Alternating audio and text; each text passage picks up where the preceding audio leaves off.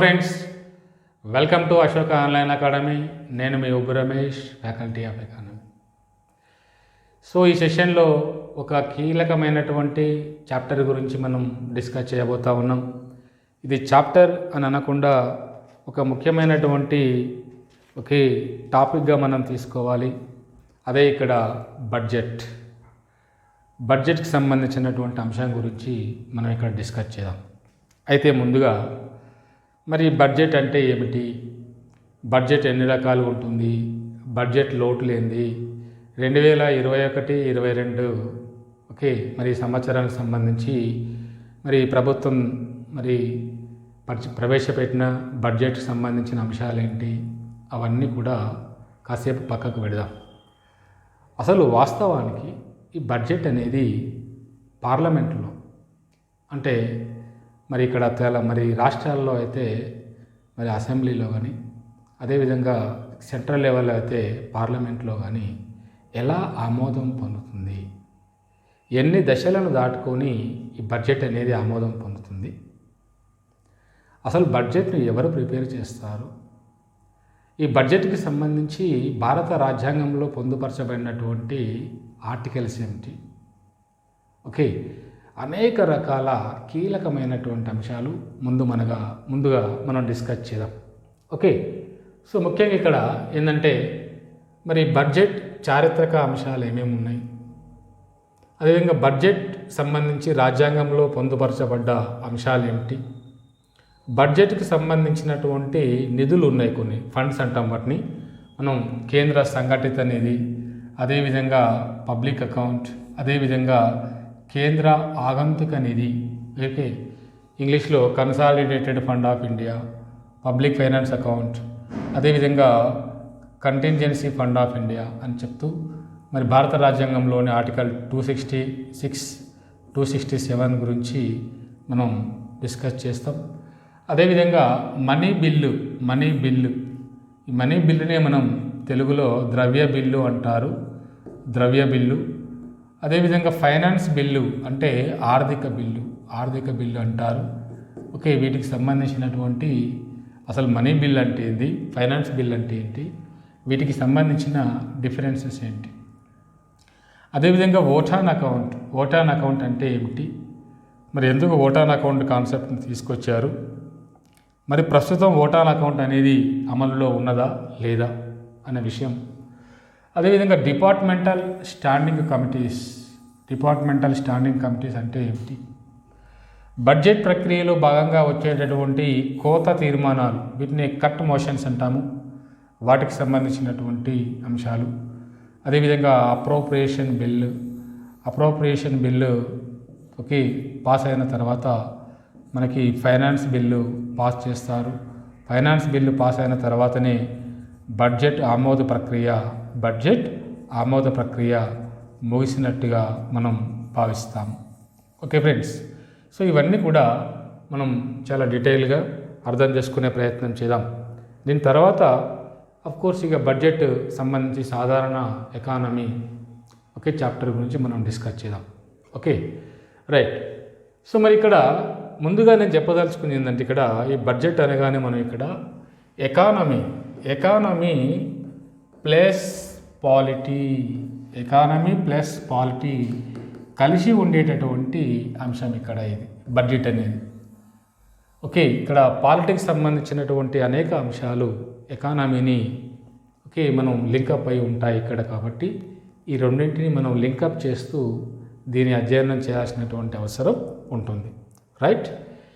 పోతే ఈ బడ్జెట్ ఆమోద ప్రక్రియ ఎలా జరుగుతుంది అని అంటే మనకు అనేక రకాల దశలు ఉంటాయి. ముందుగా బడ్జెట్కి సంబంధించినటువంటి మరి ప్రక్రియ అనేది ప్రారంభమైన తర్వాత సాధారణంగా భారత పార్లమెంట్లో మరి కేంద్ర ఫైనాన్స్ మినిస్టర్ ఆర్థిక మంత్రి ద్వారా బడ్జెట్ని ప్రవేశపెట్టిన తర్వాత అనేక రకాల దశలు ఇక్కడ ఉంటాయి. సాధారణంగా బడ్జెట్ స్పీచ్, జనరల్ డిస్కషన్, అనేక రకాల దశలు కనుక మనం ఇక్కడ చూస్తే, మొదటి దశ ఏంటంటే బడ్జెట్ ప్రవేశపెట్టే కంటే ముందు కొన్ని ప్రక్రియలు జరుగుతాయి బడ్జెట్కి సంబంధించినటువంటి అంశాలు. ఉదాహరణకి 2021-22 బడ్జెట్ తీసుకుందాం. ఈ బడ్జెట్ తీసుకుంటే ఈ బడ్జెట్ మనకు 2021 ఫిబ్రవరి 1న మార్నింగ్ 11 AM కేంద్ర ఆర్థిక మంత్రి గారైనటువంటి శ్రీమతి నిర్మలా సీతారామన్ గారు కేంద్ర బడ్జెట్ను ప్రవేశపెట్టడం జరిగింది. ఎప్పుడు 2021 ఫిబ్రవరి 1 11 AM. A budget? 2021-22 ఆర్థిక సంవత్సరానికి సంబంధించినటువంటి బడ్జెట్ను ప్రవేశపెట్టడం జరిగింది. ఓకే, వాస్తవానికి బడ్జెట్ అంటే ఏంటంటే కేవలం అంచనా మాత్రమే. బడ్జెట్ అనేది ఫస్ట్ పాయింట్ మనం ఇక్కడ అర్థం చేసుకోవాల్సింది ఏంటంటే బడ్జెట్ భవిష్యత్తుకు సంబంధించినటువంటి అంశము. ఫస్ట్ పాయింట్ ఫ్యూచర్కి సంబంధించినటువంటి కాన్సెప్ట్. రెండవది ఏంటంటే అంచనా. అంచనా అంటే ఎస్టిమేట్స్ అన్నమాట. అంటే ఇందులో ఇక్కడ చెప్పినట్టుగా జరగకపోవచ్చు, కొన్ని అంశాలు అటు ఇటు జరగవచ్చు. కాకపోతే వాళ్ళకు ఉన్నటువంటి గత అనుభవాన్ని దృష్టిలో పెట్టుకొని ఇంత ఉండొచ్చు, ఇది జరుగుతుండొచ్చు అని చెప్పేసి వాళ్ళు అంచనా వేస్తూ ఉంటారు. కోర్స్ బడ్జెట్లో ఉన్నటువంటి కాంపోనెంట్స్ వేటిని అంచనా వేస్తారు, ఎలా అంచనా వేస్తారు అన్నీ కూడా మనం డీటెయిల్గా చూద్దాం. అయితే ఇక్కడికి వస్తే 2021 ఫిబ్రవరి 1 11 AM భారత పార్లమెంట్లో అంటే లోక్సభలో ఫైనాన్స్ మినిస్టర్ నిర్మలా సీతారామన్ గారు బడ్జెట్ని ప్రవేశపెట్టారు. మరి 2021 ఫిబ్రవరి 1 కంటే ముందు అనేక రకాల ప్రక్రియలు చోటు చేసుకుంటాయి బడ్జెట్కి సంబంధించి. అందులో ముఖ్యంగా ఏంటంటే దీనికంటే ముందే అంటే 2020 నుంచే బడ్జెట్కి సంబంధించినటువంటి ప్రక్రియ స్టార్ట్ అవుతుంది. ముఖ్యంగా 2020 సెప్టెంబర్ మంత్లో ఈ మినిస్ట్రీ ఆఫ్ ఫైనాన్స్ అంటే కేంద్ర ఆర్థిక మంత్రిత్వ శాఖ వీళ్ళు వివిధ రకాల డిపార్ట్మెంట్స్కి గైడ్లైన్స్ని జారీ చేస్తారు, ఇచ్చేస్తారు. ఏమని గైడ్లైన్స్ ఇస్తారంటే మనం ఇంతకుముందుకే ఇక్కడ మనం చూస్తే ముందుగా గవర్నమెంట్ ఆఫ్ ఇండియా ఉంటుంది.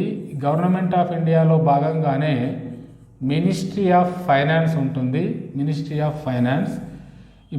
ఆఫ్ ఫైనాన్స్ కిందనే మనకు అనేక రకాల డిపార్ట్మెంట్స్ ఉంటాయి. అందులో ఒక డిపార్ట్మెంట్ ఏంటంటే డిపార్ట్మెంట్ ఆఫ్ ఎకనామిక్ అఫైర్స్ అనేటటువంటి ఒక డిపార్ట్మెంట్ ఉంటుంది. దీనికి ముఖ్యంగా చీఫ్ ఎకనామిక్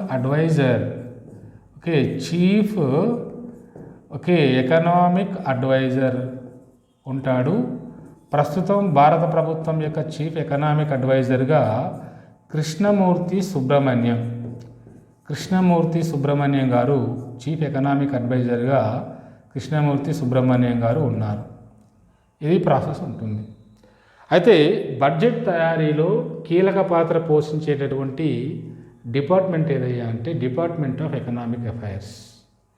ఈ డిపార్ట్మెంట్ ఎవరి కింద ఉంటుందంటే మినిస్ట్రీ ఆఫ్ ఫైనాన్స్ కేంద్ర ఆర్థిక మంత్రిత్వ శాఖ కింద పనిచేస్తుంది.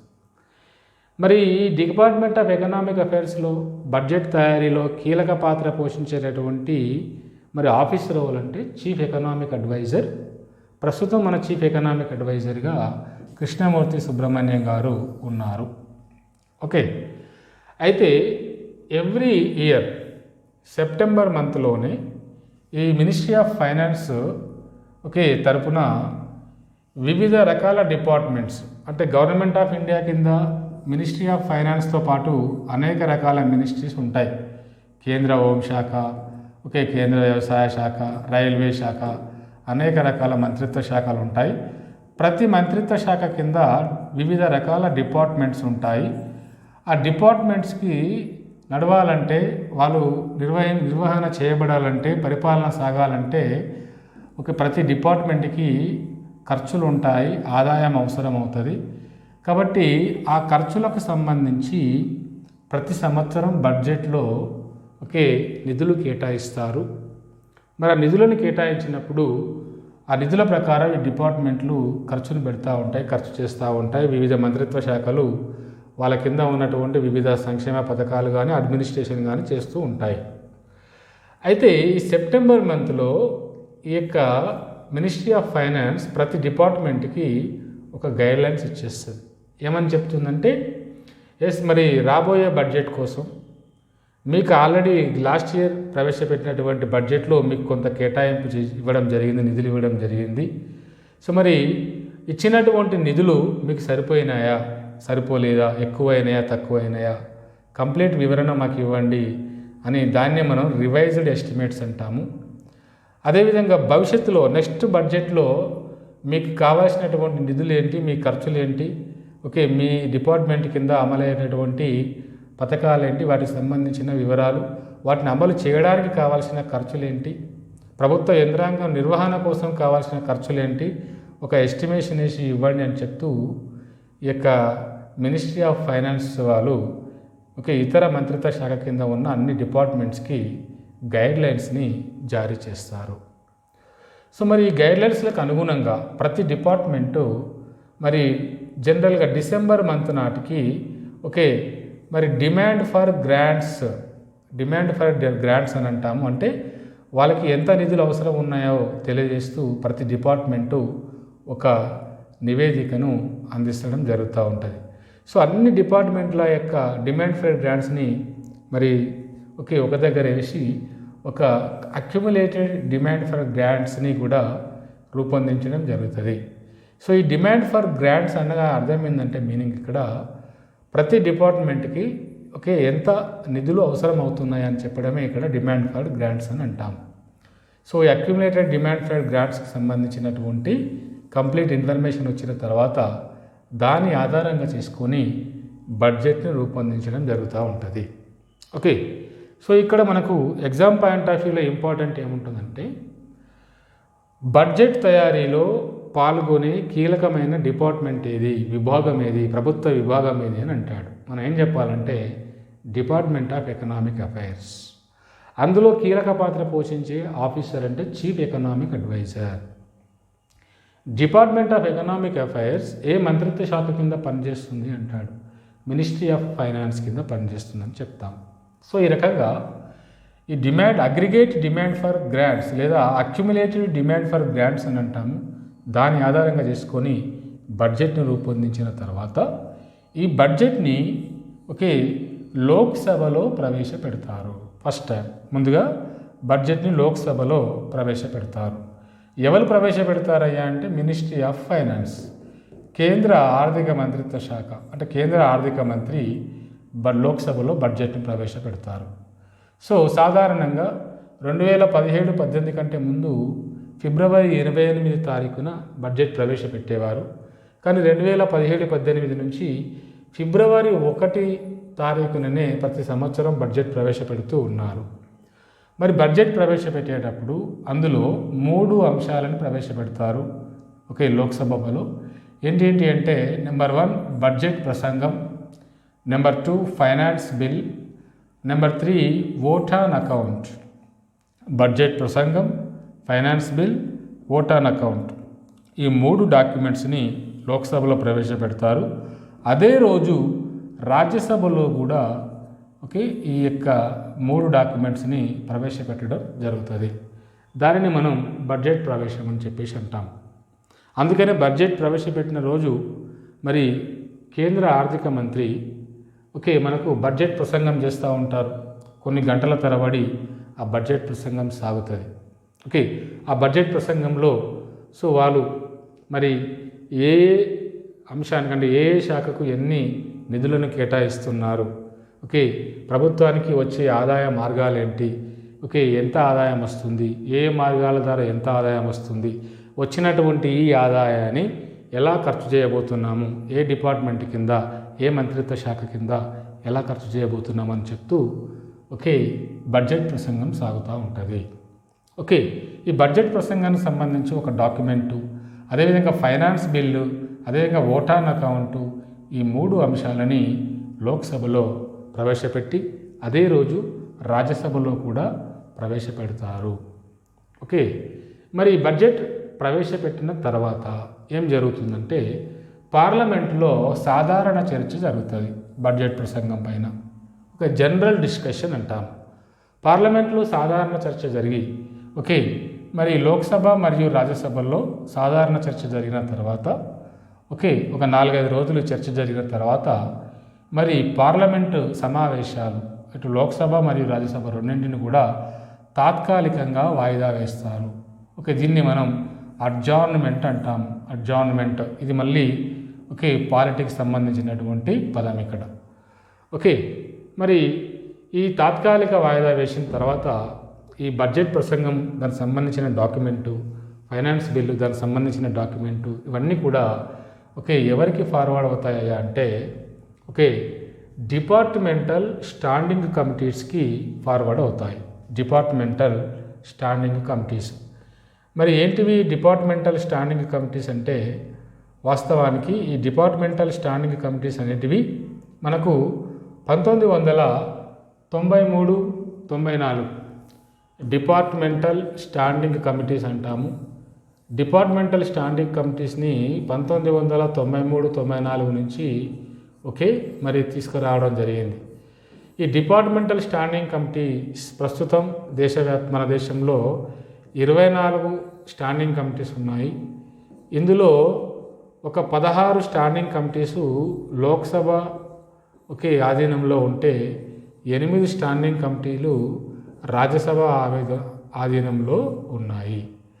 ప్రతి స్టాండింగ్ కమిటీలో మరి లోక్సభ నుంచి 30 మంది సభ్యులు, రాజ్యసభ నుంచి 15 మంది సభ్యులు, అంటే మొత్తం ప్రతి స్టాండింగ్ కమిటీలో 45 మంది పార్లమెంటు సభ్యులుగా ఉంటారు. మరి ఎందుకు ఈ స్టాండింగ్ కమిటీ ఏర్పాటు అనేది జరిగిందంటే వాస్తవానికి 1989లోనే పార్లమెంట్ సెలెక్ట్ కమిటీ సూచించడం జరిగింది. ఇప్పుడు బడ్జెట్ సంబంధించినటువంటి అంశాల గురించి మరి క్లియర్ కట్ అనాలిసిస్ చేసి మరి ఏ డిపార్ట్మెంట్కి సంబంధించి ఎలా ఉన్నది, ఎంత బడ్జెట్ అవసరం అవుతుంది, ఆదాయ మార్గాలు ఏంటి, ఖర్చులు ఏంటి, ఇవన్నీ గురించి అధ్యయనం చేయడం అనేది మరి సాధారణంగా అందరికీ సాధ్యం కాదు. అందులోనూ పార్లమెంట్ సభ్యులందరూ కూడా మరి అడ్మినిస్ట్రేషన్లో భాగంగా చాలా బిజీగా ఉంటారు. వాళ్ళకి సమయం తక్కువగా ఉంటుంది.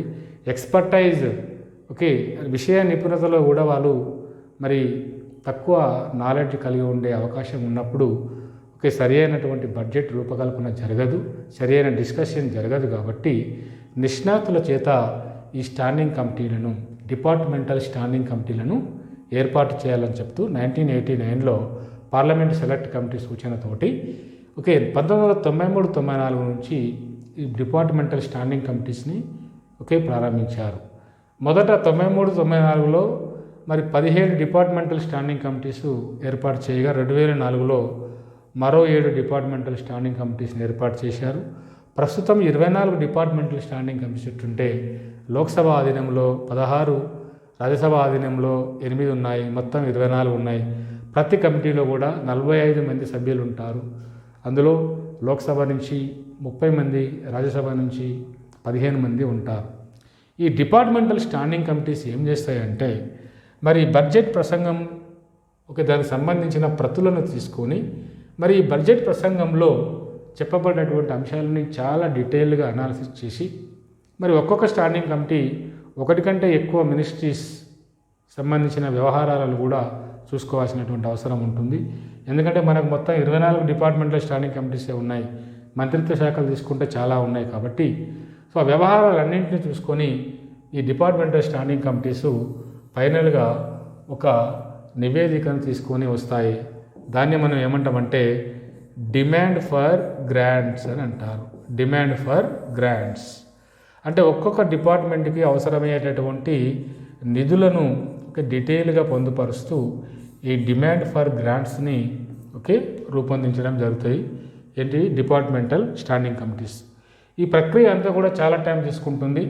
ఆల్మోస్ట్ 1 మంత్, 1 నెల రోజుల పాటు ఈ ప్రక్రియ ఈ డిపార్ట్మెంటల్ స్టాండింగ్ కమిటీలు తీసుకొని ఒక సమగ్రమైనటువంటి డిమాండ్ ఫర్ గ్రాంట్స్ నివేదికను రూపొందించి ఈ డిమాండ్ ఫర్ గ్రాంట్స్ ప్రతి డిపార్ట్మెంట్ కూడా తిరిగి పార్లమెంట్కి ఇచ్చిన తర్వాత పార్లమెంటు సమావేశాలు తిరిగి మొదలై ఈ డిమాండ్ ఫర్ గ్రాంట్స్ పైన పార్లమెంట్లో చర్చ జరుగుతుంది.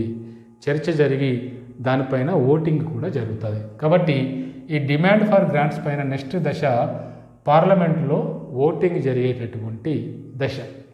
మరి ఈ ఓటింగ్ జరిగేటప్పుడు దేనిపైన ఓటింగ్ జరుగుతుంది? డిమాండ్ ఫర్ గ్రాంట్స్ పైన ఓటింగ్ జరుగుతూ ఉంటుంది. మరి ఓటింగ్ జరిగినప్పుడు అనేక రకాల అంశాలు మనకి ఇక్కడ కనబడుతూ ఉంటాయి. ముఖ్యంగా అపోజిషన్ పార్టీ వాళ్ళు కోత తీర్మానాలను ప్రవేశపెడతారు. ముఖ్యంగా పాలసీ కోత తీర్మానం, ఎకనామిక్ కట్, ఆర్థిక కోత తీర్మానం, టోకెన్ కోత తీర్మానాలు లాంటి తీర్మానాలను ప్రవేశపెడతారు. పాలసీ కట్ అంటే బడ్జెట్లో ఒక రూపాయిని తగ్గించమంటూ ప్రతిపక్షం వాళ్ళు ప్రవేశపెడతారు. ఎకనామిక్ కట్ అంటే బడ్జెట్లో సమ్ X% తగ్గించమని చెప్తూ ఎకనామిక్ కట్ ప్రవేశపెట్టడం మరి తీర్మానం ప్రవేశపెడతారు. టోకెన్ కట్ అంటే 100 రూపాయలను తగ్గించమని చెప్తూ మనకు తీర్మానాలు ప్రవేశపెడతారు. ఈ కోత తీర్మానాలు కూడా ఎగ్జామినేషన్ పాయింట్ ఆఫ్ వ్యూలో చాలా చాలా ఇంపార్టెంట్. మరి కోత తీర్మానాలు ఎక్కడ వస్తాయి అంటే ఈ టైంలో వస్తాయి. బడ్జెట్ ప్రక్రియలో భాగంగా ప్రవేశపెట్టినటువంటి బడ్జెట్, ఉదాహరణకి డిపార్ట్మెంట్ ఆఫ్ రెన్యూవబుల్ ఎనర్జీ ఉన్నది. ఈ రెన్యూవబుల్ ఎనర్జీ కోసం బడ్జెట్ ప్రసంగంలో 1000 కోట్ల రూపాయలు ఖర్చు చేశారు. అపోజిషన్ వాళ్ళు ఏం చేశారంటే అసలు 1000 కోట్లు అవసరం లేదు దీనికి, లేదా 1000 కోట్లు సరిపోవు అని చెప్తూ వాళ్ళ ఆబ్జెక్షన్ తెలియజేస్తూ వాళ్ళు పాలసీ కట్ను ప్రవేశపెట్టారు. అంటే 1 రూపాయి తగ్గించమని చెప్తూ ప్రవేశపెట్టారే అనుకోండి.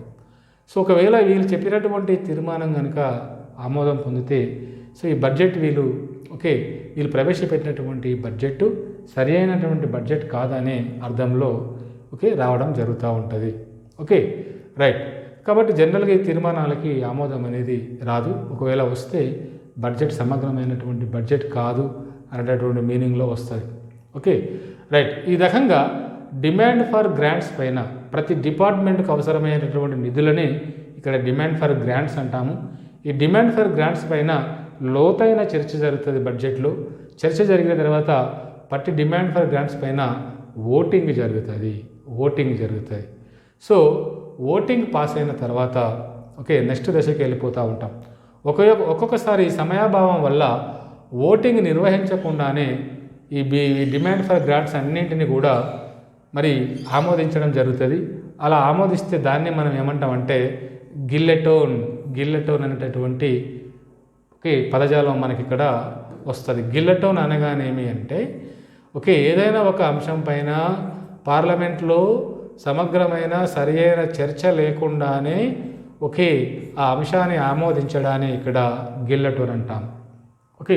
సాధారణంగా డిమాండ్ ఫర్ గ్రాంట్స్ని ముఖ్యంగా ఉదాహరణకి 2019-20 బడ్జెట్ ప్రసంగం తీసుకుంటే ఆల్మోస్ట్ 80% డిమాండ్ ఫర్ గ్రాంట్స్ని గిల్లెటోన్ ప్రక్రియ ద్వారానే ఓటింగ్ చేయడం జరిగింది, ఆమోదించడం జరిగింది. ఇక్కడ గిల్లెటోన్ అంటే సరి అయినటువంటి ఓటింగ్ జరగకుండానే ఆమోదించేటటువంటి ప్రక్రియ, చర్చ జరగకుండానే ఓటింగ్ జరిపి పాస్ చేసేటటువంటి ప్రక్రియ. సో ఈ రకంగా పార్లమెంట్లో ఓటింగ్ జరిగిందంటే ప్రతి డిపార్ట్మెంట్కి ఎన్ని నిధులు కావాలి, ఏం కావాలి, వాళ్ళు రూపొందించినటువంటి విధి విధానాలు, వాళ్ళకి కావాల్సిన ఖర్చులన్నీ కూడా దానిపైన ఓటింగ్ జరిగి అది ఫైనల్ అయిన తర్వాత నెక్స్ట్ ప్రవేశపెట్టడం జరుగుతుంది. ఆ బిల్లునే ఇక్కడ మనం ఏమంటామంటే అప్రోప్రియేషన్ బిల్లు అని చెప్పేసి అంటాం. ఇక్కడ డిమాండ్ ఫర్ గ్రాంట్స్ ఓటింగ్ జరిగి ఆమోదించినంత మాత్రాన ఇది బిల్లుగా పాస్ అయినట్టు, ప్రతి డిపార్ట్మెంట్కి ఇక్కడ ఎంత అయితే ఓటింగ్ జరిగి ఆమోదించారో అంత నిధులు కేటాయింపు జరిగిపోతుందని ఉండదు. ఇక్కడ ఓటింగ్ జరిగి ఆమోదం పొందినప్పటికీ ఈ డిమాండ్ ఫర్ గ్రాంట్స్ అన్నింటిని కూడా క్రోడీకరించి ఒక బిల్లు రూపంలో ఆమోదించాల్సిన అవసరం ఉంటుంది. ఆ బిల్లునే ఇక్కడ మనం అప్రోప్రియేషన్ బిల్ అని చెప్పేసి అంటాం. ఈ అప్రోప్రియేషన్ బిల్లు ఏముంటుంది దీంట్లో అంటే ఎక్స్పెండిచర్ పార్ట్ ఉంటుంది. అంటే ప్రభుత్వంలో ఉన్నటువంటి వివిధ మంత్రిత్వ శాఖలు, ఆ మంత్రిత్వ శాఖల కింద ఉన్నటువంటి వివిధ డిపార్ట్మెంట్స్ వాటి కింద అయ్యేటటువంటి ఆ ఆర్థిక సంవత్సరం మొత్తానికి వాటికి అయ్యే ఖర్చు మొత్తం కూడా ఈ అప్రోప్రియేషన్ బిల్లులో పొందుపరచడం జరుగుతుంది. ఈ అప్రోప్రియేషన్ బిల్లులో ముఖ్యంగా 2 అంశాలు ఉంటాయి. అప్రోప్రియేషన్ బిల్లులో ఏంటి ఆ అంశాలంటే మనకు మరి కన్సాలిడేటెడ్ ఫండ్ ఆఫ్ ఇండియా ఉంటుంది. అంటే ప్రభుత్వానికి వచ్చేటటువంటి ఆదాయాలన్నీ కూడా ఓకే కన్సాలిడేటెడ్ ఫండ్ ఆఫ్ ఇండియాలో జమ చేయడం జరుగుతుంది. ప్రభుత్వం చేసే ఖర్చు కూడా ఈ కన్సాలిడేటెడ్ ఫండ్ ఆఫ్ ఇండియా నుంచే డ్రా చేసి ఖర్చు చేయాలి.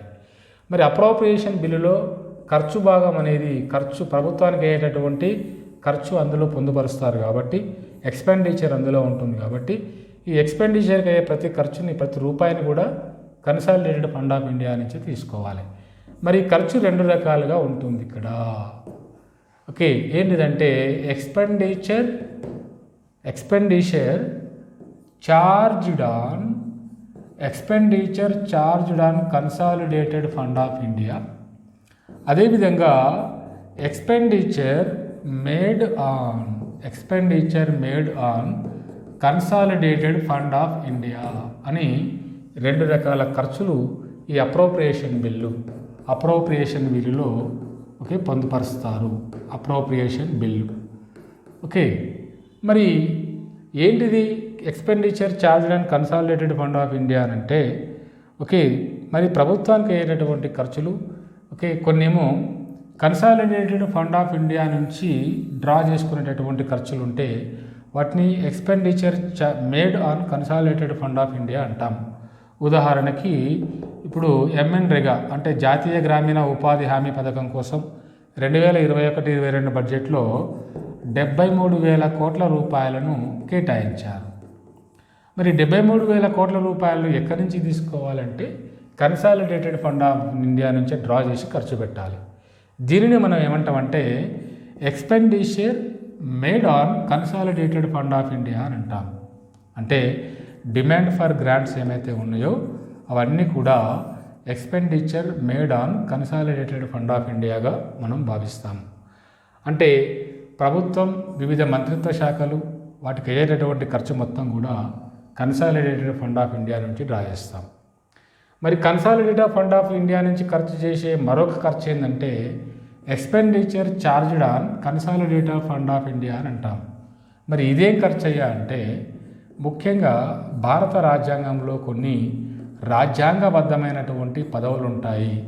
ముఖ్యంగా ఏంటి అంటే అవన్నీ కూడా భారత రాష్ట్రపతి, సుప్రీంకోర్టు ప్రధాన న్యాయమూర్తి, ఒకే రాష్ట్ర గవర్నర్, ఓకే ఇలాంటివి రాజ్యాంగబద్ధమైనటువంటి పదవులు. మరి వీళ్ళకు కూడా వేతనాలు ఇవ్వాలి, వీళ్ళకి సంబంధించినటువంటి బత్యాలు ఖర్చులు ఉంటాయి. కాబట్టి మరి ఈ ఖర్చులను కూడా మరి expenditure made on consolidated fund of India కింద వేయకూడదు, చూడకూడదు. ఎందుకంటే ఇవన్నీ రాజ్యాంగబద్ధమైన పదవులు కాబట్టి వీటికి ఇచ్చేటటువంటి జీతపత్యాలపైన ఓటింగ్ జరగకూడదు. మరి వీటిపైన ఓటింగ్ జరుగుతుంది. ఇంతకుముందుకే మనం చెప్పుకున్నాం కదా, డిమాండ్ ఫర్ గ్రాంట్స్ ప్రతి డిమాండ్ ఫర్ గ్రాంట్స్ పైన ఓటింగ్ జరుగుతుంది. మరి ఇక్కడ ఈ రాజ్యాంగబద్ధ పదవులు ఉన్నాయి, వాటికి సంబంధించిన వేతనాలు చెల్లించాలి. మరి వాటిపైన కూడా ఓటింగ్ జరగకూడదు. ఓకే రాజ్యాంగబద్ధ పదవులు కాబట్టి ఓటింగ్ జరగకూడదు. కాబట్టి వాళ్ళకి ఇచ్చేటటువంటి వేతనాలు కూడా కన్సాలిడేటెడ్ ఫండ్ ఆఫ్ ఇండియా నుంచే ఇవ్వాలి. కాకపోతే ఆ ఖర్చును ఏమంటామంటే expenditure charged on consolidated fund of India అని అంటాము. ఓకే వీటిని సపరేట్గా పెట్టడం జరిగింది. ఈ రెండు కలిపితే మనకేమవుతుందయ్యా అంటే అప్రోప్రియేషన్ బిల్ అని అంటాము. Appropriation bill right. సో ఇక్కడ అప్రోప్రియేషన్ బిల్లు ఆమోదం పొందిన తర్వాత మనకు నెక్స్ట్ ఏమొస్తుందంటే ఫైనాన్స్ బిల్లు వస్తుంది. ఓకే మరి ఫైనాన్స్ బిల్లును కూడా ఆమోదం పొందించుకోవాల్సిన అవసరం ఉంటుంది. మరి అప్రోప్రియేషన్ బిల్లుకి ఫైనాన్స్ బిల్లుకి తేడా ఏంటంటే అప్రోప్రియేషన్ బిల్లులో కేవలం ప్రభుత్వానికి సంబంధించిన ఖర్చులు మాత్రమే పొందుపరచబడి ఉంటాయి. కన్సాలిడేటెడ్ ఫండ్ ఆఫ్ ఇండియా నుంచి డ్రా చేసేటటువంటి ఒకే నిధులను మాత్రమే ఇందులో పొందుపరచబడి ఉంటారు. అందులో డిమాండ్ ఫర్ గ్రాంట్స్ ఉంటాయి, expenditure charged on consolidated fund of India రెండు కలిసి ఉంటాయి దీంట్లో అప్రోప్రియేషన్ బిల్లులో. మరి ఫైనాన్స్ బిల్లుకి వచ్చేసరికి దాంట్లో ఏముంటాయంటే ఓకే ఇన్కమ్ గవర్నమెంట్కి మరి ఇక్కడ అప్రోప్రియేషన్ బిల్లులో ఖర్చు సంబంధించిన అంశాలు ఉన్నాయి. మరి ఖర్చు చేయాలంటే ముందు ప్రభుత్వానికి ఆదాయం రావాలి కదా. మరి ప్రభుత్వానికి ఆదాయం ఎలా వస్తుంది అని అంటే ప్రభుత్వానికి వచ్చే ఆదాయానికి సంబంధించిన వివరాలన్నీ పొందుపరుస్తూ వచ్చేటటువంటి బిల్లునే ఇక్కడ మనం ఏమంటామంటే ఫైనాన్స్ బిల్లు. దీనినే మనం తెలుగులో ఆర్థిక బిల్లు అని అంటాం. Finance bill. భారత రాజ్యాంగంలో ఫైనాన్స్ బిల్ గురించి చెప్పేటటువంటి ఆర్టికల్ ఏదంటే ఆర్టికల్ 117. ఆర్టికల్ 117 ఈ ఫైనాన్స్ బిల్ గురించి వివరిస్తూ ఉన్నది. ఓకే, ఈ 117 ప్రకారం ఈ ఫైనాన్స్ బిల్లులో ఏముంటాయంటే ప్రభుత్వానికి వచ్చేటటువంటి ఆదాయాలంటే ముఖ్యంగా కన్సాలిడేటెడ్ ఫండ్ ఆఫ్ ఇండియాకి ఏ నిధులు జమ చేయబడతాయి, అదేవిధంగా పబ్లిక్ అకౌంట్ ఆఫ్ ఇండియా ఉంటుంది, వీటికి మరి నిధులు జమ చేయబడతాయి అనేది ఇందులో పొందుపరచబడి ఉంటాయి. మరి కన్సాలిడేటెడ్ ఫండ్ ఆఫ్ ఇండియాకి వచ్చే ఆదాయం, ఏ ఆదాయాలు వెళ్ళి ఈ కన్సాలిడేటెడ్ ఫండ్ ఆఫ్ ఇండియా అకౌంట్లో కలుస్తాయి, పబ్లిక్ అకౌంట్లో కలిసేటటువంటి ఆదాయాలు ఏంటి, అవన్నీ కూడా మనం కొంచెం ముందుకు వెళ్ళాక డీటెయిల్గా వాటి గురించి చూద్దాం. ఈ ఆర్టికల్స్ గురించి కూడా మనం డీటెయిల్గా చూద్దాం. అప్రాప్రియేషన్ బిల్లుకి సంబంధించిన ఆర్టికల్, బడ్జెట్కి సంబంధించిన article, finance bill article, money bill articles, వాటన్నింటి గురించి కూడా మనం డీటెయిల్గా చూసే ప్రయత్నం చేద్దాం. సో ఈ రకంగా ఫైనాన్స్ బిల్లు కూడా ఆమోదం పొందడం జరుగుతుంది. మరి ఫైనాన్స్ బిల్లు ఆమోదం పొందిన తర్వాతనే బడ్జెట్ ఆమోదం కంప్లీట్ అయినట్టుగా భావిస్తారు. ఓకే ఫ్రెండ్స్, సో మరి బడ్జెట్ ఆమోదించబడిన తర్వాత మరి బడ్జెట్లో వివిధ మంత్రిత్వ శాఖలకి, వివిధ డిపార్ట్మెంట్స్కి కేటాయించినటువంటి నిధుల ఆధారంగా ఆ సంవత్సర కాలంలో నిధులు ఖర్చు చేయడం జరుగుతూ ఉంటుంది. అదేవిధంగా ప్రభుత్వానికి ఆదాయ మార్గాలు కూడా ఆదాయం కూడా వస్తూ ఉంటుంది.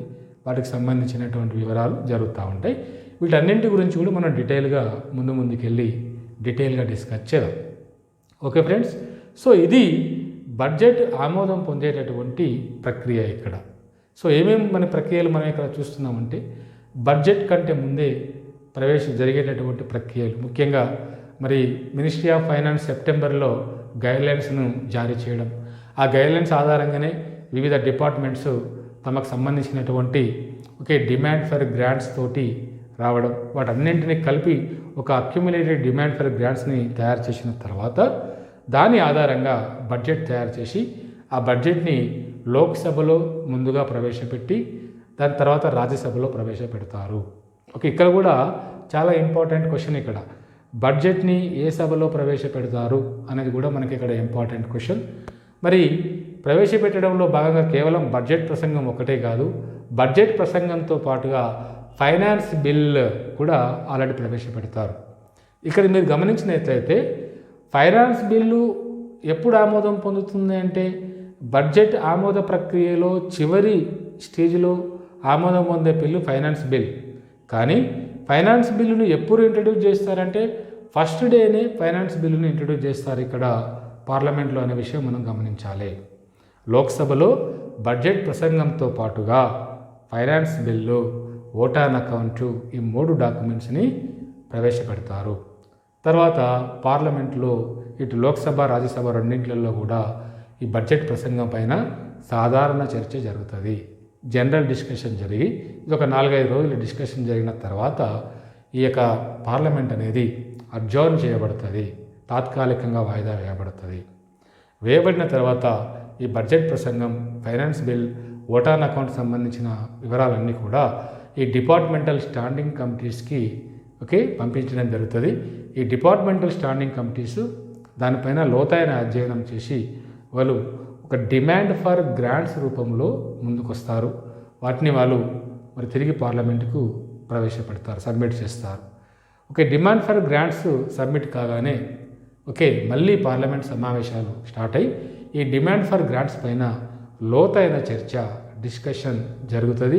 దాంతోపాటు ఓటింగ్ కూడా జరుగుతుంది అనే విషయం మనం ఇక్కడ గమనించాలి. ఇక్కడ డిమాండ్ ఫర్ గ్రాంట్స్ అంటే ఖర్చు. ఏ మంత్రిత్వ శాఖకి, ఏ డిపార్ట్మెంట్కి ఎంత ఖర్చు అవసరం అవుతుంది, మరి ప్రభుత్వం ఎంత కేటాయించింది, దీనిపైన లోతైన చర్చ జరిగి చివరికి ఓటింగ్ జరుగుతుంది. ఇక్కడే ప్రతిపక్షం వాళ్ళు కోత తీర్మానాలను కూడా ప్రవేశపెడతారు. మరి చాలా వరకు డిమాండ్ ఫర్ గ్రాంట్స్ పైన సమయం లేకపోవడం వలన ఇంకా ఇతర కారణాల చోటున గిల్లటోన్ ప్రక్రియ ద్వారా వీటన్నింటిని కూడా ఆమోదిస్తారు.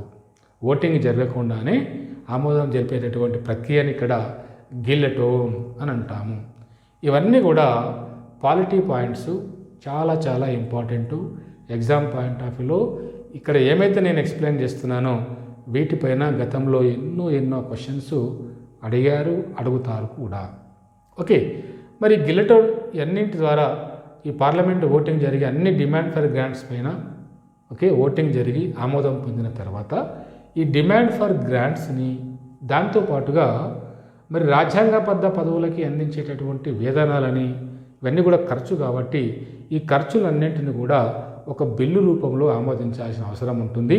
ఆ బిల్లునే ఇక్కడ మనం ఏమంటున్నామంటే అప్రోప్రియేషన్ బిల్ అని అంటున్నాం.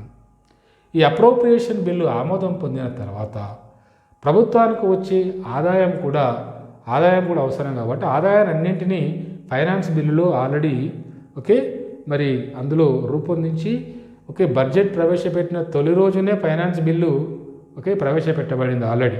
కాబట్టి ఈ ఫైనాన్స్ బిల్లు చివరిగా ఆమోదం పొందుతుంది. అంటే మనకి ఇక్కడ ఫైనాన్స్ బిల్లులో ప్రభుత్వానికి వచ్చే ఆదాయ మార్గాలు, అప్రోప్రియేషన్ బిల్లులో ప్రభుత్వం చేయబోయే ఖర్చులు రెండు కూడా ఉన్నాయి. అంటే ఆదాయము ఖర్చు రెండు కలిసి సపరేట్ బిల్లులుగా ఆమోదం పొందాయి.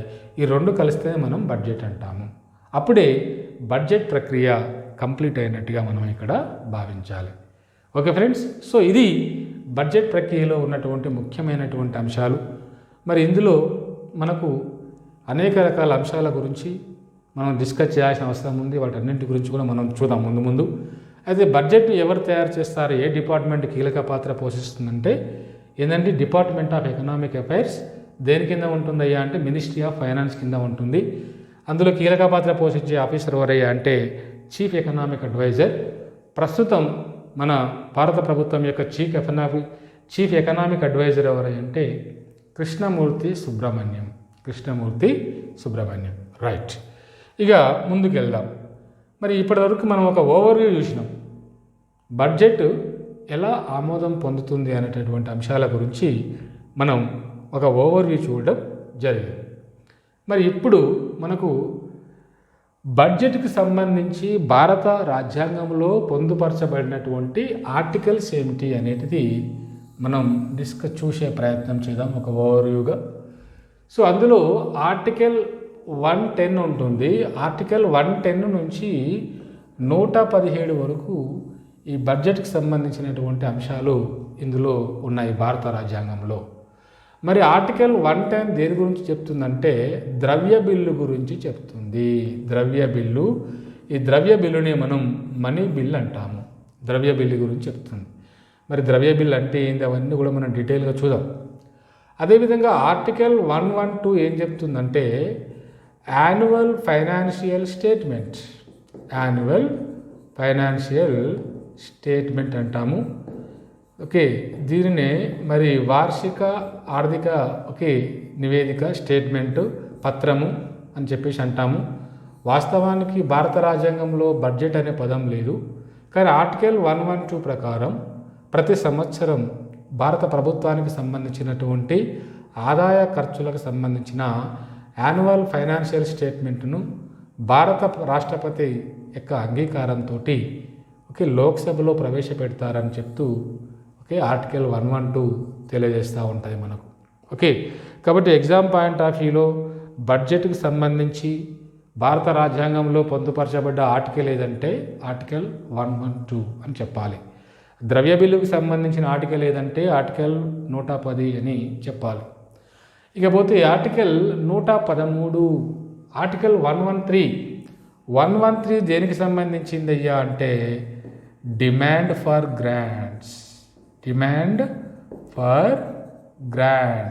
గ్రాంట్స్ అని అంటాము. అంటే అర్థం ఏంటంటే ప్రభుత్వ యంత్రాంగంలో ఉన్న వివిధ డిపార్ట్మెంట్స్ మరి ఆ సంవత్సర కాలంలో వాటికి అయ్యేటటువంటి ఖర్చుకు సంబంధించినటువంటి వాటిని ఇక్కడ మనం డిమాండ్ ఫర్ గ్రాంట్స్ అంటాము. భారత ప్రభుత్వం ఈ డిపార్ట్మెంట్లకి నిధులను కేటాయిస్తుంది.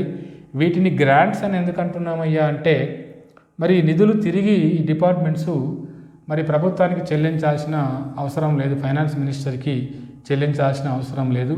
అందుకని వీటిని మనం డిమాండ్ ఫర్ గ్రాంట్స్ అంటున్నాము. ఈ డిమాండ్ ఫర్ గ్రాంట్స్ గురించి చెప్పే ఆర్టికల్ 113. ఓకే, ఇకపోతే 114 ఆర్టికల్ 114 దేని గురించి చెప్తుంది అంటే అప్రోప్రియేషన్ బిల్. ఇంతకుముందుకే మనం చెప్పినాం అప్రోప్రియేషన్ బిల్ అని చెప్పినాం. అప్రోప్రియేషన్ బిల్లుని మనం ఉపక్రమణ బిల్లు అని అంటారు, తెలుగులో ఉపక్రమణ బిల్లు. మరి అప్రోప్రియేషన్ బిల్లులో ఏముంటుందయ్యా అని అంటే డిమాండ్ ఫర్ గ్రాంట్స్ అనేటివి ప్రభుత్వ విభాగాలకు సంబంధించిన ఖర్చు. ఈ ఖర్చులన్నింటినీ పార్లమెంటు యొక్క ఆమోదం పొందాల్సిన అవసరం ఉంటుంది.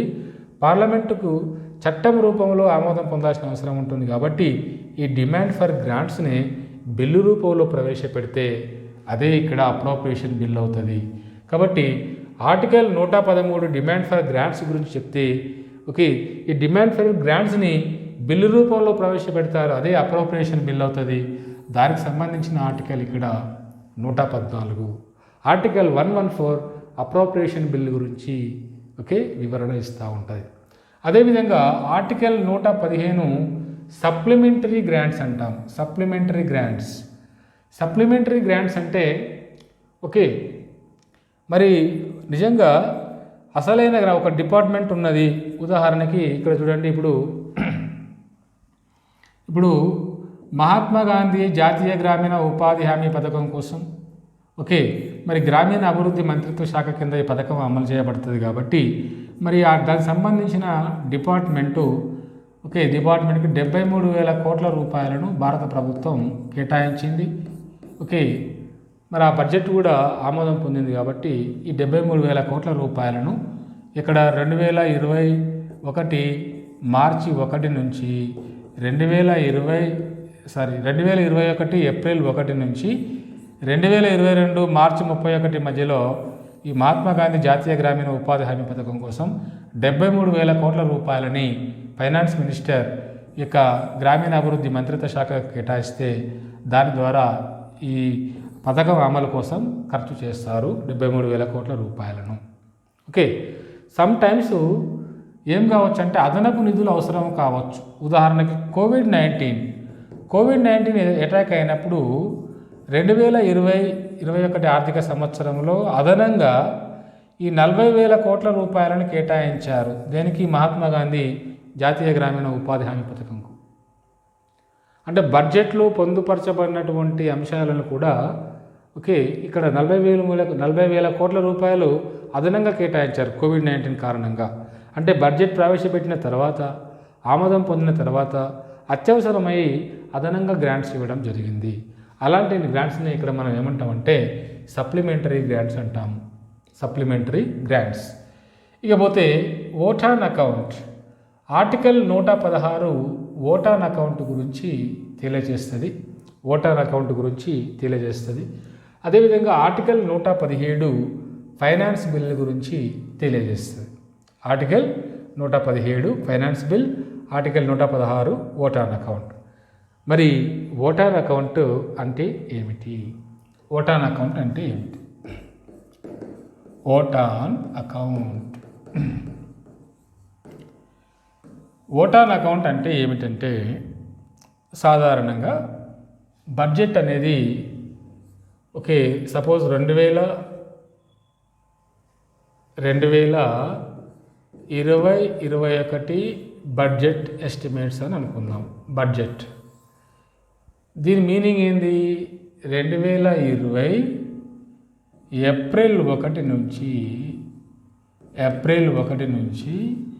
2021 మార్చి 31 మధ్య కాలంలో ఈ బడ్జెట్ అనేది వర్తిస్తుంది.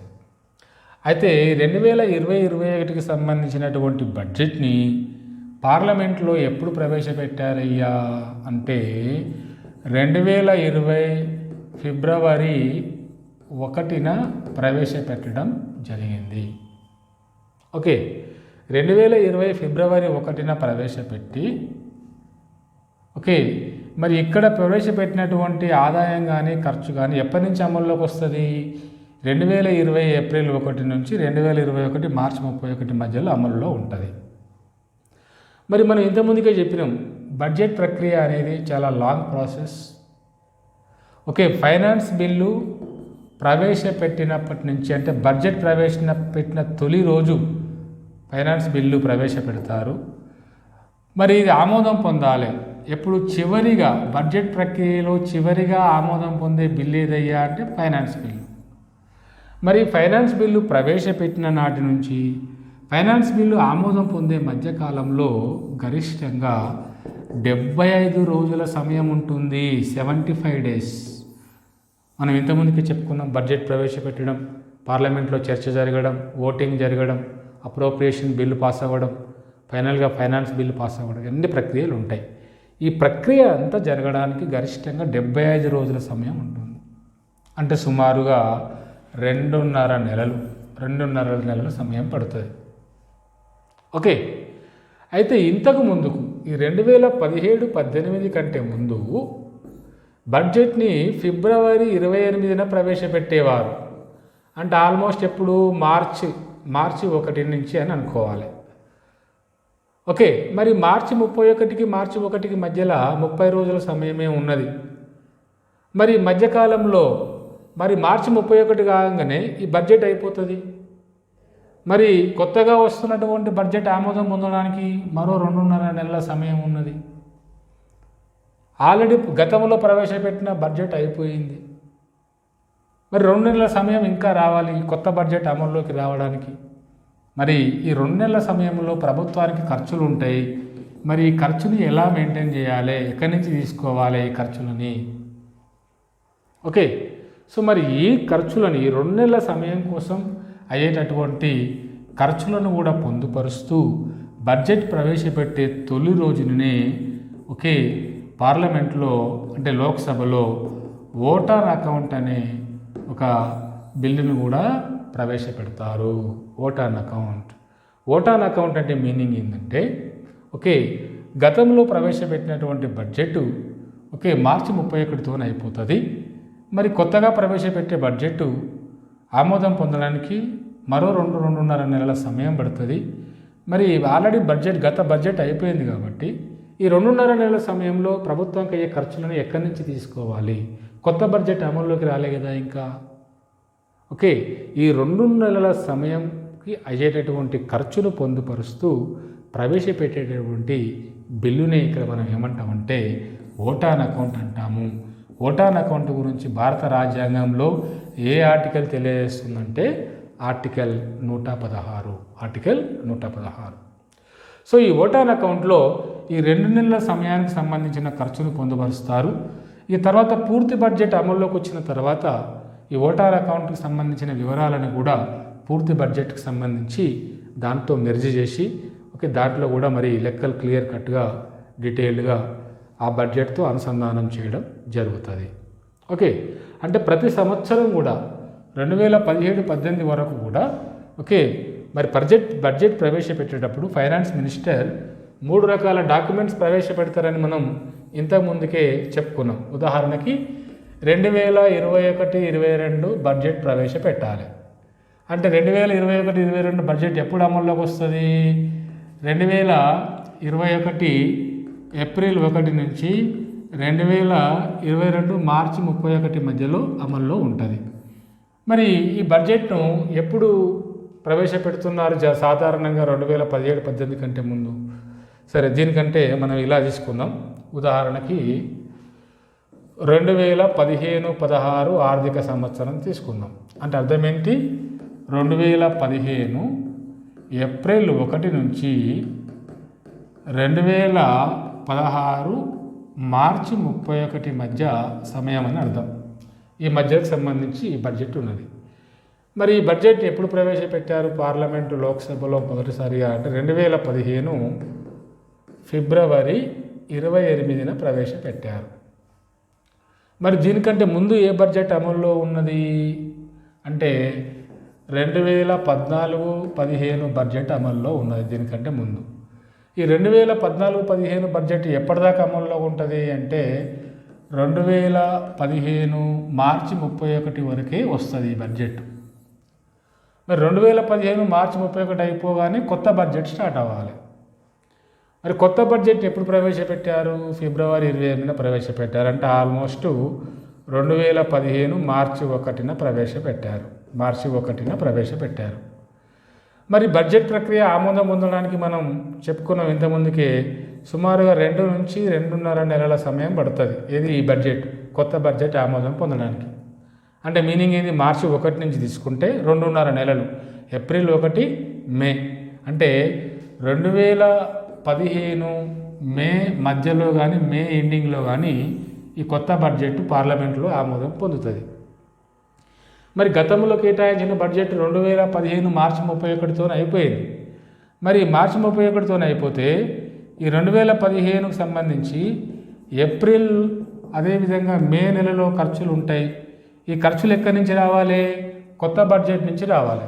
కొత్త బడ్జెట్ ఎప్పుడు ఆమోదం పొందింది, 2015 మే తర్వాత ఆమోదం పొందుతుంది. ఎందుకంటే ప్రక్రియ చాలా ప్రాసెస్ ఉంటుంది, డిస్కషన్ జరగాలి, ఓటింగ్ జరగాలి, అప్రోప్రియేషన్ బిల్లు పాస్ అవ్వాలి, ఫైనాన్స్ బిల్లు పాస్ అవ్వాలి. అదంతా జరగడానికి 2015 మే అయిపోతుంది. మరి 2 నెలల కాలంలో ప్రభుత్వానికి అయ్యే ఖర్చు ఎక్కడి నుంచి తీసుకోవాలి, పాత బడ్జెట్ అయిపోయింది కాబట్టి ఈ 2 నెలల కాలానికి ప్రభుత్వానికి అయ్యేటటువంటి ఖర్చును పొందుపరుస్తూ ఒకే బడ్జెట్తో పాటుగా, అంటే బడ్జెట్ ప్రసంగం డాక్యుమెంట్తో పాటుగా ఓటాన్ అకౌంట్ను కూడా ప్రవేశపెట్టేవారు. ఓటాన్ అకౌంట్ దీంతో పాటుగా ఇంకేం ప్రవేశపెట్టారని చెప్పుకున్నాం, ఫైనాన్స్ బిల్. ఈ 3 బిల్స్, అంటే ఈ 3 డాక్యుమెంట్స్ని మరి బడ్జెట్ ప్రసంగం తొలి రోజు ప్రవేశపెడతారు అని చెప్పుకున్నాం. ఇది ఎప్పుడు, ఈ 2015, 17, 18 కంటే ముందు జరిగేది. కానీ 2017-18 నుంచి ఏం చేసిందంటే కేంద్ర ప్రభుత్వం బడ్జెట్ను ప్రవేశపెట్టడం ఫిబ్రవరి 28 నుంచి ఫిబ్రవరి 1కే తీసుకొచ్చింది. అంటే 2017లో ఎప్పుడు ప్రవేశపెట్టారు, ఫిబ్రవరి 1నే బడ్జెట్ ప్రవేశపెట్టారు. బడ్జెట్ ప్రవేశపెట్టగానే బడ్జెట్ ఆమోదం పొందడానికి 2 నెలల సమయం పడుతుంది. అంటే అర్థమైంది, ఫిబ్రవరి నెల అదేవిధంగా మార్చి 31 వచ్చేసరికి కొత్త బడ్జెట్ ఆమోదం పొందుతుంది. ఆల్రెడీ మార్చి 31 తోటి పాత బడ్జెట్ కూడా అయిపోతుంది. అంటే అర్థమైందంటే పాత బడ్జెట్ ఎండ్ అయ్యే సమయానికి కొత్త బడ్జెట్ అమల్లోకి వస్తుంది. ఎప్పటి నుంచి, ఈ 2017-18 నుంచి. దానికి కారణం ఏంటంటే బడ్జెట్ ప్రవేశపెట్టడాన్ని 1 నెల ముందు జరిపారు. ఫిబ్రవరి 28కి బదులుగా ఫిబ్రవరి 1నే ప్రవేశపెట్టడం వల్ల పాత బడ్జెట్ యొక్క సమయం అయిపోయే సమయానికే కొత్త బడ్జెట్ ఆమోదం పొందుతుంది. మరి దీని ద్వారా వచ్చినటువంటి మేజర్ రిఫార్మ్ ఏంటంటే ఓటాన్ అకౌంట్ బిల్లు ప్రవేశపెట్టాల్సిన అవసరం ఇప్పుడు లేదు. అందుకని 2017-18 ఆర్థిక సంవత్సరం నుంచి ఓటాన్ అకౌంట్ను ప్రవేశపెట్టడం లేదనే విషయం మనం గమనించాలి. ఓకే ఫ్రెండ్స్, సో ఈ ఓటాన్ అకౌంట్ కూడా చాలా ఇంపార్టెంట్. ఎగ్జామ్ పాయింట్ ఆఫ్ వ్యూలో ఎన్నోసార్లు మీకు క్వశ్చన్స్ రావడం జరిగింది. ఓటాన్ అకౌంట్ అంటే ఏమిటి, దానికి సంబంధించినటువంటి ఆర్టికల్స్ ఏంటి, ఇలా కూడా అడుగుతూ ఉన్నారు. సో ఓటాన్ అకౌంట్ ఆర్టికల్ 116లో పొందుపరచడం జరిగింది. ఓకే, మరి ఇది 2 నెలల సమయానికి సాధారణంగా ప్రవేశపెడతారు. మొత్తం బడ్జెట్లో 1/6 వంతు ఖర్చు, మొత్తం ప్రభుత్వానికి అయ్యే ఖర్చులో 1/6 వంతు ఖర్చును ఈ ఓటాన్ అకౌంట్లో పొందుపరుస్తారు. సాధారణంగా ఈ ఓటాన్ అకౌంటు కాలపరిమితి 2 నుంచి 4 నెలల కాలపరిమితికి ప్రవేశపెడతారు. ఎలక్షన్స్ ఇతర కారణాలు ఉన్నప్పుడు ఓటాన్ అకౌంటు 4 నెలల వరకు కూడా వెళ్ళే అవకాశం ఉంది. సాధారణ కేసులలో 2 నెలల సమయానికి మాత్రమే ఓటాన్ అకౌంట్ను ప్రవేశపెట్టేవారు. కానీ 2017-18 నుంచి ఓటాన్ అకౌంట్ను ప్రవేశపెట్టడం బంద్ చేశారు. కారణం ఏందయ్యా అంటే ఈ బడ్జెట్ ప్రవేశపెట్టడం అనేది 2017-18లో ఫిబ్రవరి 28కి బదులుగా ఫిబ్రవరి 1నే ప్రవేశపెట్టడం స్టార్ట్ చేశారు. దీనివల్ల 1 నెల కాలం కలిసి రావడం వల్ల పాత బడ్జెట్ ముగిసిపోయే సమయానికి కొత్త బడ్జెట్ అమల్లోకి వస్తుంది. కాబట్టి ఈ ఓటాన్ అకౌంట్ను ప్రవేశపెట్టాల్సినటువంటి అవసరం ఇక్కడ ప్రభుత్వానికి రావడం లేదు. ఇది ఓటాన్ అకౌంట్కి సంబంధించినటువంటి ముఖ్యమైనటువంటి వివరణ. రైట్ ఫ్రెండ్స్, సో ఈ రకంగా మనం మనం ఓటాన్ అకౌంట్ గురించి చూస్తున్నాం. మరి మనం ఆర్టికల్స్ డిస్కస్ చేస్తున్నాం. ఈ ఆర్టికల్స్ కూడా మనకు చాలా important exam point of view అని కూడా మనం చెప్పడం జరిగింది. Articles right. సో భారత రాజ్యాంగంలో money bill 110, okay, annual financial statement అంటే budget 112, 113 demand for grants, 114 appropriation bill, 115 supplementary grants, 116 vote on account, 117 finance bill అని చెప్పుకుంటున్నాం. మరి ఇక్కడ మనం 110లో మనీ బిల్ అన్నాము, 117లో ఫైనాన్స్ బిల్ అంటున్నాము. మరి మనీ బిల్లుకి ఫైనాన్స్ బిల్లుకి తేడా ఏమిటి? మనీ బిల్లుకి ఫైనాన్స్ బిల్లుకి తేడా ఏమిటి అనేది ఇక్కడ మనం అఫ్కోర్స్ ఇది ఎక్స్క్లూజివ్ పాలిటీ టాపిక్, కానీ చాలా ఇంపార్టెంట్. ఎన్నోసార్లు దీనిపైన క్వశ్చన్స్ అడుగుతూ ఉంటారు. ఉదాహరణకి ఇటీవల కాలంలో ఆధార్ బిల్లుని మనీ బిల్లుగా ప్రవేశపెట్టారు. మరి ఆధార్ బిల్లుని మనీ బిల్లుగా ప్రవేశపెట్టకూడదు, ఫైనాన్స్ బిల్లుగా ప్రవేశపెట్టాలని ప్రతిపక్షాలు డిమాండ్ చేయడం జరిగింది. అయినప్పటికీ ప్రభుత్వం దానిని మనీ బిల్లుగానే ఆమోదించడం జరిగింది.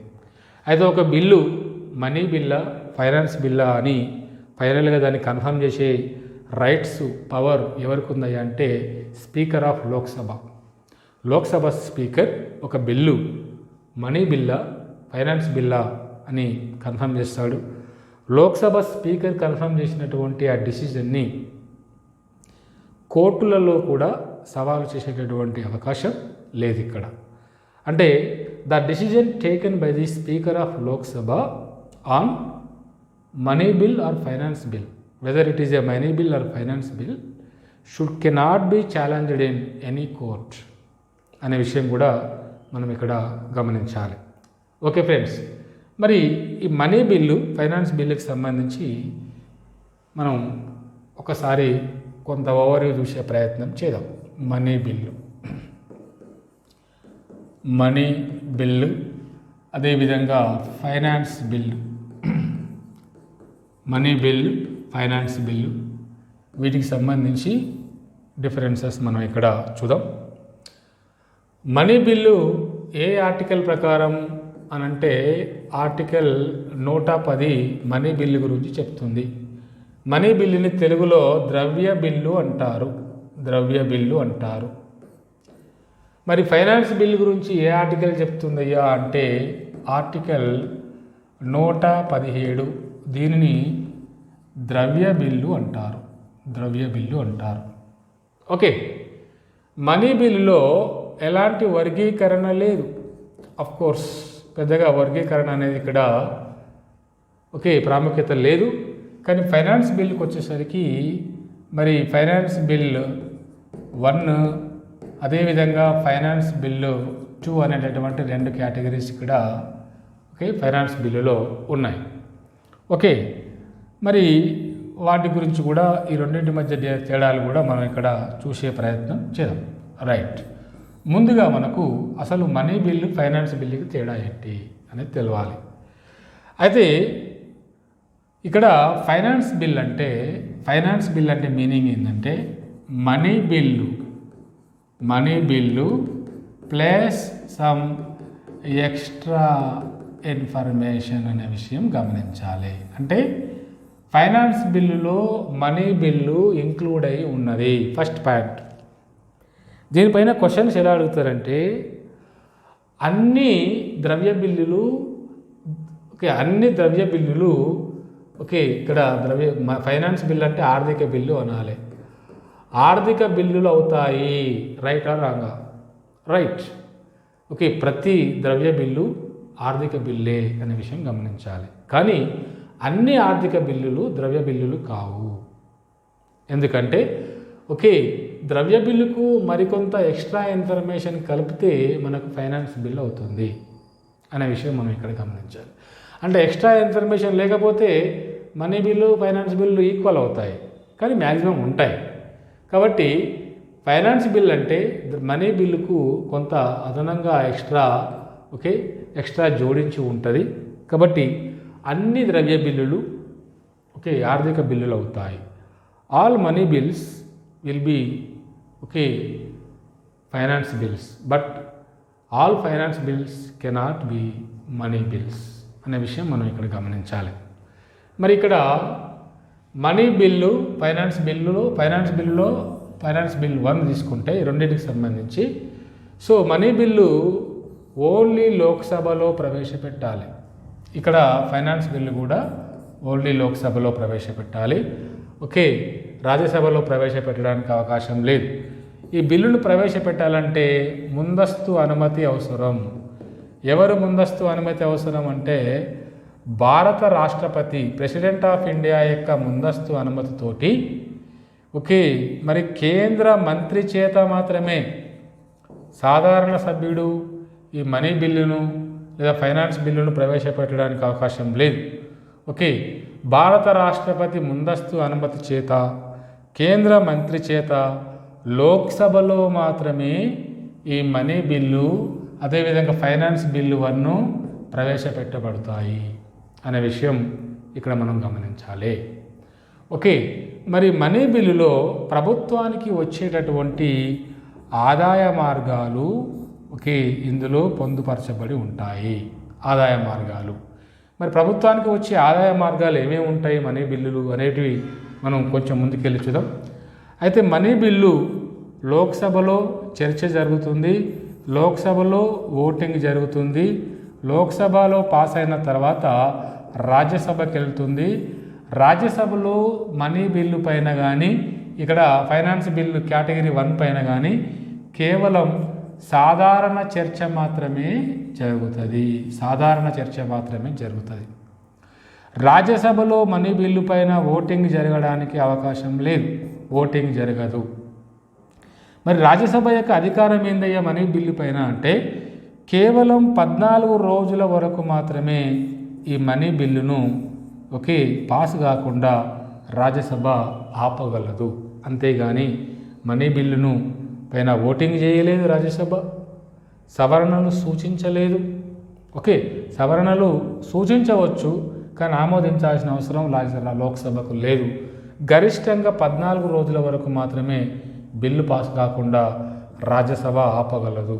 ఇది మనీ బిల్ అయినా సరే, ఇక్కడ ఫైనాన్స్ బిల్లు కేటగిరీ 1 అయినా సరే. ఒకవేళ 14 రోజుల లోపు కూడా ఈ రాజ్యసభ ఆమోదించకపోతే ఈ బిల్లులు ఆటోమేటిక్గా రాజ్యసభ ఆమోదించినట్టుగానే పరిగణించబడుతుంది. ఓకే, ఒకవేళ money bill finance bill 1 category విషయంలో ఓకే లోక్సభ ఆమోదించి రాజ్యసభ ఆమోదించినప్పుడు 2 సభల మధ్య భిన్నాభిప్రాయాలు వచ్చినప్పుడు భారత రాష్ట్రపతి మరి సంయుక్త సమావేశాన్ని ఏర్పాటు చేస్తాడా చేయడా అనే క్వశ్చన్ కూడా మనకు ఉంటుంది. ఓకే, మనీ బిల్లు విషయంలో అదేవిధంగా ఓకే ఆర్థిక బిల్లు అంటే ఫైనాన్స్ బిల్లు కేటగిరీ 1 విషయంలో సంయుక్త సమావేశాలకి అవకాశమే లేదు, సంయుక్త సమావేశాలు ఏర్పాటు చేయరు. Okay right. అదేవిధంగా భారత రాష్ట్రపతి మనీ బిల్లుని మరి తిరిగి పంపించగలడా? జనరల్గా ఒక బిల్లు లోక్సభ ఆమోదించి రాజ్యసభ ఆమోదించిన తర్వాత రాష్ట్రపతి ఆమోదం కోసం వెళ్తుంది. మరి రాష్ట్రపతి దీనిని ఓకే తిరస్కరించవచ్చునా మనీ బిల్లును అంటే తిరస్కరించే అవకాశం లేదు. ఎందుకంటే బిల్లు ప్రవేశపెట్టే కంటే ముందే రాష్ట్రపతికి ముందుగానే చెప్పి అనుమతి తీసుకున్నారు. అంటే రాష్ట్రపతి ఆల్రెడీ ఆమోదం వేసినట్టే దీనికి, మళ్ళీ నువ్వు తిరస్కరించే అవకాశం లేదు రాష్ట్రపతి. కాబట్టి ముందస్తు అనుమతితోనే ప్రవేశపెడుతున్నారు వీటిని. కాబట్టి ఓకే లోక్సభ రాజ్యసభ ఆమోదించిన తర్వాత ఈ యొక్క బిల్లులను అంటే మనీ బిల్లు ఫైనాన్స్ బిల్లులని భారత రాష్ట్రపతి తిరస్కరించలేడు. అదేవిధంగా తిరిగి వెనక్కి కూడా పంపలేడు. కానీ తన వీటో అధికారాన్ని ఉపయోగించి ఓకే తను తిరస్కరించలేకుండా తిరిగి వెనక్కి పంపలేకుండా బిల్లును అలాగే అట్టిపెట్టుకొని ఉండవచ్చు. అంతవరకు మాత్రమే భారత రాష్ట్రపతి ఇక్కడ తన పాత్రను కలిగి ఉన్నాడు. ఓకే ఫ్రెండ్స్, సో మరి ఒకవేళ మనీ బిల్లు ఓడిపోయింది అనుకోండి, లోక్సభలో మనీ బిల్లు కనుక ఓడిపోతే ప్రభుత్వం పడిపోతుంది, ప్రభుత్వం రాజీనామా చేయాల్సినటువంటి అవసరం ఉంటుందనే విషయం కూడా మనం ఇక్కడ గమనించాలి. ఓకే, మనీ బిల్లు ఒకవేళ లోక్సభలో వీగిపోతే అంటే అక్కడ ప్రభుత్వం రాజీనామా చేయాల్సినటువంటి అవసరం ఏర్పడుతుంది. ఓకే, ప్రభుత్వం మనుగడలో ఉండదు, ప్రభుత్వం ఓడిపోయినట్టే అనేటటువంటి విషయం మనం ఇక్కడ గమనించాలి. రైట్.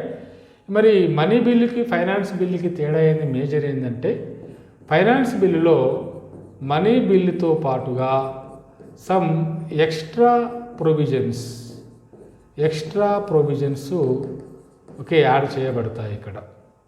ఓకే, మరి ఏంటివి ఎక్స్ట్రా ప్రొవిజన్స్ అంటే ఉదాహరణకి నేషనల్ ఇన్వెస్ట్మెంట్ ఇన్ఫ్రాస్ట్రక్చర్ ఫండ్ అని ఉంది, లేకుంటే నేషనల్ రోడ్ ఫండ్ అని ఉంది, రోడ్ ఫండ్. ఇవన్నీ కూడా ఓకే. మరి supplementary grants non lapsable fund అంటాము. సాధారణంగా బడ్జెట్లో ప్రవేశపెట్టినటువంటి ఖర్చులు రెండు రకాలు ఉంటాయి, ల్యాప్సబుల్ ఖర్చులు, నాన్ ల్యాప్సబుల్ ఖర్చులు. ల్యాప్సబుల్ ఖర్చులు అంటే బడ్జెట్లో ఇప్పుడు కేంద్ర గ్రామీణ అభివృద్ధి శాఖకు ఆ సంవత్సర కాలంలో 2 లక్షల కోట్ల రూపాయలు ఖర్చు కేటాయించారు. మరి సంవత్సరం మొత్తం కలిపి గ్రామీణాభివృద్ధి శాఖ కేవలం 1,50,000 కోట్ల రూపాయలు మాత్రమే ఖర్చు చేసింది. కేటాయించింది ఎంత, 2 లక్షల కోట్లు. మరి 50,000 కోట్లు మిగులుతున్నాయి ఇక్కడ. మరి 50,000 కోట్లు నెక్స్ట్ ఫైనాన్షియల్ ఇయర్కి క్యారీ ఫార్వర్డ్ అవుతాయా ఈ మంత్రిత్వ శాఖకి అంటే కావు, అవి ల్యాప్స్ అయిపోతాయి. కాబట్టి బడ్జెట్లో ల్యాప్సబుల్ కాంపోనెంట్ ఉంటుంది, నాన్ ల్యాప్సబుల్ కాంపోనెంట్ ఉంటుంది. నాన్ ల్యాప్సబుల్ అంటే ఇవి కేటాయించి ఆ సంవత్సర కాలంలో ఖర్చు చేయకపోయినప్పటికీ మిగిలినటువంటి నిధులు ఏమైతే ఉంటాయో అవి నెక్స్ట్ ఇయర్కి క్యారీ ఫార్వర్డ్ అవుతాయి. వాటిని మనం నాన్ ల్యాప్సబుల్ కాంపోనెంట్స్ అంటాము. ఈ నాన్ ల్యాప్సబుల్ కాంపోనెంట్స్కి ఉదాహరణ ఏంటంటే ఉదాహరణకి నేషనల్ ఇన్ఫ్రాస్ట్రక్చర్ ఇన్వెస్ట్మెంట్ ఫండ్ ఉంది. అంటే భారతదేశంలో అవస్థాపన సౌకర్యాల అభివృద్ధి కోసం ప్రభుత్వం ఒక ప్రత్యేకమైనటువంటి నిధిని అంటే అకౌంట్ను ఓపెన్ చేసి దాంట్లో 2020-21లో 10,000 కోట్లు బడ్జెట్ ద్వారా అకౌంట్లో వేసింది ఆ ఖర్చు పెట్టాలని. కానీ ఆ సంవత్సరం మొత్తం కలిపి కేవలం 5,000 కోట్లే ఖర్చు అయ్యింది, అంటే ఇంకా 5,000 కోట్లు మిగిలినాయి. నెక్స్ట్ బడ్జెట్లో కూడా మరో 10,000 కోట్ల రూపాయలు కేటాయించారనుకోండి, ఆల్రెడీ 5,000 కోట్లు మిగిలినాయి, మళ్ళీ నూతనంగా 10,000 కోట్లు వస్తున్నాయి బడ్జెట్ ద్వారా. మిగిలినటువంటి 5,000 కోట్లు, కొత్తగా వస్తున్న 10,000 కోట్లు కలిపి మొత్తం 15,000 కోట్ల రూపాయలు ఈ నేషనల్ ఇన్వెస్ట్మెంట్ ఫండ్ కింద ఉంటాయి. అంటే 5,000 కోట్ల రూపాయలు క్యారీ ఫార్వర్డ్ అయినాయి. వీటిని మనం నాన్ ల్యాప్సబుల్ కాంపోనెంట్స్ అంటాము. సో ఈ రకంగా ఈ extra provisions like non lapsable components ఏమైతే ఉంటాయో వాటిని కూడా ఈ మనీ బిల్లుకు జత చేస్తూ రెండు కలిపితే అప్పుడు అది ఏమవుతుంది అంటే ఫైనాన్స్ బిల్ అవుతుంది. ఈ ఫైనాన్స్ బిల్లులో మళ్ళీ 2 కేటగిరీస్ ఉంటాయి, finance bill 1, finance bill 2. Finance bill 1కి మనీ బిల్లుకి 2 తేడాలు ఉంటాయి. ఇక్కడ ఆల్మోస్ట్ మనీ బిల్లుకు ఉండే అన్ని క్యారెక్టరిస్టిక్స్ ఫైనాన్స్ బిల్ 1కు ఉంటాయి. కాకపోతే ఫైనాన్స్ బిల్ 1కి మనీ బిల్లుతో పాటుగా ఎక్స్ట్రా ప్రొవిజన్స్ జత చేయబడి ఉంటాయి. Like non lapsable fund, national investment infrastructure fund, national roads fund. Okay, ఇలాంటి ఫండ్స్ దీనికి యాడ్ చేయబడి ఉంటాయి. ఇక మిగిలినవన్నీ కూడా మనీ బిల్లు లాగానే ఉంటాయి. ఎలా, రాష్ట్రపతి ముందస్తు అనుమతితో ప్రవేశపెట్టాలి, లోక్సభలో మాత్రమే ప్రవేశపెట్టాలి. ఓకే, లోక్సభ మాత్రమే ఆమోదించి రాజ్యసభకి వెళ్ళినాక రాజ్యసభ తిరస్కరించడానికి అవకాశం లేదు. కేవలం 14 రోజులు మాత్రమే రాజ్యసభ బిల్లు పాస్ని అడ్డుకోగలదు, అంతకంటే ఎక్కువ రాజ్యసభకి రైట్స్ లేవు. 2 బిల్లులు వీగిపోతే ప్రభుత్వం పడిపోతుంది. భారత రాష్ట్రపతి తిరస్కరించడానికి అవకాశం లేదు, తిరిగి వెనుకకి పంపడానికి అవకాశం లేదు, కానీ తొక్కిపెట్టగలడు. అదేవిధంగా సంయుక్త సమావేశాలు ఏర్పాటు చేయడానికి కూడా 2 బిల్లుల విషయంలో అవకాశం లేదు. ఇకపోతే ఫైనాన్స్ బిల్ 2 ఏదైతే ఉందో ఇది ఏంటంటే ఆల్మోస్ట్ సాధారణ బిల్లు లాగానే ఉంటుంది. ఒక 2 అంశాలు తప్పుతాయి. ఏంటి ఆ 2 అంశాలంటే, నెంబర్ 1, రాష్ట్రపతి ముందస్తు అనుమతితో ప్రవేశపెట్టాలి. ఒక కేంద్ర మంత్రి చేత లోక్సభలో ప్రవేశపెట్టాలి. ఇక మిగతా అన్నీ సాధారణ బిల్లు లాగానే ఫైనాన్స్ బిల్ 2 వెళ్తుంది. ఓకే ఫ్రెండ్స్, సో ఇంకా వీరికి సంబంధించి ఇంకా డీటెయిల్డ్గా మీరు పాలిటీ సబ్జెక్ట్లో నేర్చుకునే అవకాశం మీకు దొరుకుతుంది. కానీ ఎగ్జామ్ పాయింట్ ఆఫ్ వ్యూలో చాలా చాలా important money bill, finance bill, వాటి మధ్య భేదాలు, ఇక్కడ వస్తున్న క్వశ్చన్స్, ఎక్కడ ప్రవేశపెడతారు, ఆర్టికల్స్ ఏంటి, రాష్ట్రపతి తిరస్కరించవచ్చునా, రాష్ట్రపతి ముందస్తు అనుమతి తీసుకుంటారా తీసుకోరా, మనీ బిల్లు, ఫైనాన్స్ బిల్లు 1 విషయంలో రాజ్యసభ యొక్క అధికార పరిధి ఎంతవరకు, ఎన్ని రోజులు బిల్లు పాస్ కాకుండా రాజ్యసభ ఆపగలదు, ఇలాంటి అనేక రకాల అంశాలపైన యూపీఎస్సీ కానించి మొదలు పెడితే గ్రూప్ 1, గ్రూప్ 2, ఎస్ఐ, కానిస్టేబుల్ లాంటి ఎగ్జామ్స్లలో క్వశ్చన్స్ గతంలో ఎన్నో క్వశ్చన్స్ వచ్చాయి, వస్తూనే ఉంటాయి క్వశ్చన్స్ దీనిపైన. Very very important topic. Okay friends, right. So మనం మనీ బిల్లు, ఫైనాన్స్ బిల్లు, దానికి సంబంధించిన తేడాల గురించి మనం ఇక్కడ డిస్కస్ చేసినాం. ఓకే, ఇకపోతే మనకు నెక్స్ట్ ఇంకా మనం డిస్కస్ చేయాల్సినవి ఇంకా ఏమున్నాయంటే, ఓకే, మరి భారతదేశంలో మరి ఈ బడ్జెట్ సంబంధించినటువంటి చారిత్రకమైన అంశాలు కనుక తీసుకుంటే, భారతదేశంలో మొట్టమొదటిసారిగా తొలిసారి బడ్జెట్ని బ్రిటిష్ వారి కాలంలో 1860లో జేమ్స్ విల్సన్ ప్రవేశపెట్టడం జరిగింది. కేంద్ర బడ్జెట్ను ప్రవేశపెట్టడం జరిగింది. ఈ బడ్జెట్లో భాగంగానే వ్యక్తిగత ఆదాయపు పన్ను పర్సనల్ ఇన్కమ్ ట్యాక్స్ను భారతదేశంలో ప్రవేశపెట్టారనే విషయం గమనించాలి. కాబట్టి ఇండియాలో తొలి బడ్జెట్ను ఎప్పుడు ప్రవేశపెట్టారు? 1860. ఎవరు ప్రవేశపెట్టారు అంటే జేమ్స్ విల్సన్ అనే విషయం ఇక్కడ మనం గమనించాలి. అదేవిధంగా 1909లో మింటో మార్లే సంస్కరణలు వచ్చినాయి. మింటో మార్లే సంస్కరణలలో భాగంగా కేంద్ర బడ్జెట్, రాష్ట్రాల బడ్జెట్లు సపరేట్ చేయబడి కేంద్ర రాష్ట్రాల బడ్జెట్లు, కేంద్రం స్థాయిలో కేంద్ర బడ్జెట్, రాష్ట్రాల స్థాయిలో రాష్ట్రాల బడ్జెట్లు ప్రవేశపెట్టడం ప్రారంభమైంది.